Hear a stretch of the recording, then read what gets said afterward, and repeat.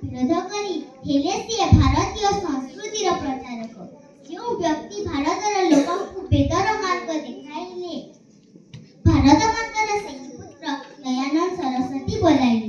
ଆର୍ୟ ସମାଜ ସ୍ଥାପନ କରି ମୂର୍ତ୍ତି ପୂଜାକୁ ଘୃଣା କରିଲେ।